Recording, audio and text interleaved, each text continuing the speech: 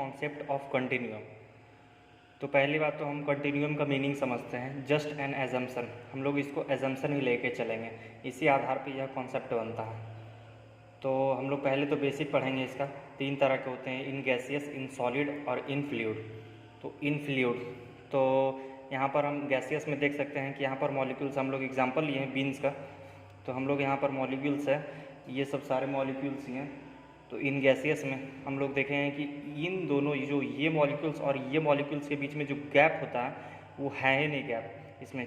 इसीलिए मानिए कि एक मॉलिक्यूल्स हैं, गैस में क्या होता है कि एक यहाँ यहाँ यहाँ यहाँ यहाँ यहाँ, तो इन यहाँ पे कुछ गैप ही नहीं रहता। ये तो यहाँ पर नज़र आ रहा है लेकिन इन सब में गैप ही नहीं है। और सॉलिड में हम क्या देखते हैं कि सॉलिड में मानिए कि यहाँ पर एक है, यहाँ पर कितनों भी कर दीजिएगा आप, तो यहाँ पर बीच में कहीं ना कहीं गैप आ ही जाता है। तो वहाँ पर हम लोग कहेंगे कि गैप नेग्लिजिबल स्मॉल, एकदम हल्का बारीकी सा।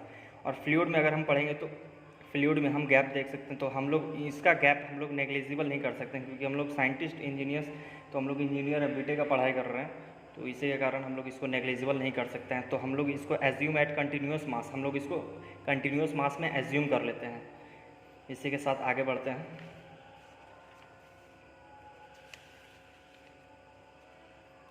Assumption of continuum, assumption of continuum मतलब कि इसमें हम लोग यह देखेंगे, पहली बात तो यह यहाँ पर मैंने इजी वे में लिख दिया है, इन दिस हम लोग कंटिन्यूस मान लेते हैं ताकि इजी हो जाए। मतलब कंटिन्यूस इसलिए मान लेते हैं, कंटिन्यूस मतलब कोई कॉन्सेप्ट नहीं है, बस हम लोग इसको इसलिए मान लेते हैं ताकि कॉन्सेप्ट हम लोग का ईजी हो जाए। यहाँ पर हम लोग देखेंगे mass is continuously present without any space, मतलब कि इन कोई भी स्पेस नहीं रहता है मास के बीच में। In this assumption can be justify, तो एनालिसिस बिकम सिंपल। तो in this assumption can be justify मतलब इन दोनों के बीच में fluid properties can be defined as all possible point in space, मतलब कि फ्लूइड किसी भी प्रॉपर्टीज़ को डिफाइन कर सकता है स्पेस में। इसलिए हम लोग स्पेस में जाने के लिए सारा चीज़ देख के हम लोग पहले करते हैं।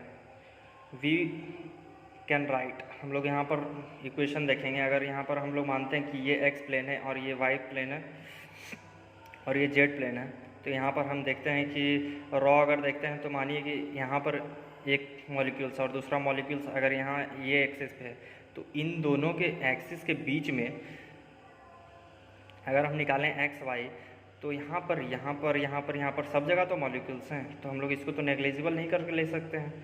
तो इसीलिए अगर मानते हैं कि एक मॉलिक्यूल्स यहाँ से निकाल रहे हैं गैपिंग और यहाँ से फिर दूसरा का, तो फिर इन दोनों के बीच में अगर भी हम निकालेंगे तो यहाँ भी मॉलिक्यूल्स हो जाएगा। नेक्स्ट हम लोग पढ़ते हैं इसी में रो में, थर्ड में, row can be define anywhere A और B, where A and B, मतलब कि यहाँ पर इसी तरीके से देख सकते हैं कि हम लोग की मानिए कि हम लोग रो तो डिफाइन करना है कि रो कहाँ पर है, तो यहाँ पर हम एग्जांपल लिए हैं ए और बी का, इन दोनों के बीच में। तो ये इन दोनों के बीच में जो डिस्टेंस होगा, इनके बीच में जो मॉलिक्यूल्स होगा ये सब मॉलिक्यूल्स, ऑल वेयर मॉलिक्यूल्स, कहीं भी ऐसा नहीं है कि मॉलिक्यूल्स नहीं है, सारी जगह मॉलिक्यूल्स भरे हुए हैं। तो यहाँ पर फिर से हम लोग देखें हैं कि एक्स वाई जेड प्लेन में हम लोग देखें कि रॉ निकाले हैं, तो रॉ यहाँ पर फिर से हो गया, सारे मॉलिक्यूल्स को भर दिए हैं। और यहाँ पर मानिए कि ये प्लेन पे है ए और बी यहाँ पर है, तो सब जगह मॉलिक्यूल्स है। फिर यहाँ पर देखते हैं continuum is needed so that properties can be defined as continuous function of space variable, मतलब कि continuous can be defined as all properties, कहीं भी डिफाइन हो सकता है continuous function of space variable, मतलब स्पेस में कहीं भी वेरिएबल हो सकता है। फिर ये पॉइंट देखते हैं हम लोग।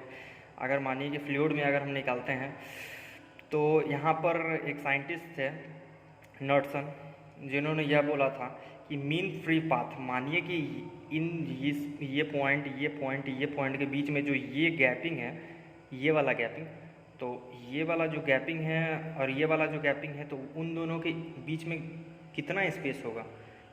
तो इसीलिए उन्होंने कहा था average distance travelled by molecules between two successive collision equal to lambda. तो यहाँ पर लेमडा हम देखेंगे, साइंटिस्ट नॉटसन ने यह कहा था।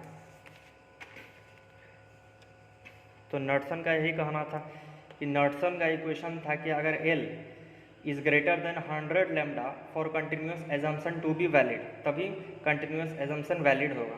और यहाँ पर नॉटसन का हम इक्वेशन देख सकते हैं कि नॉटसन का यही का नाम था, तो नॉटसन ने इक्वेशन दिया था lambda by L, is less than 0.01, अगर लेमडा बाई एल इक्वेशन अथी वैल्यू अगर 0.101 से अगर छोटा होगा तभी यह लेमडा नॉटसन का वैल्यू होगा इक्वेशन।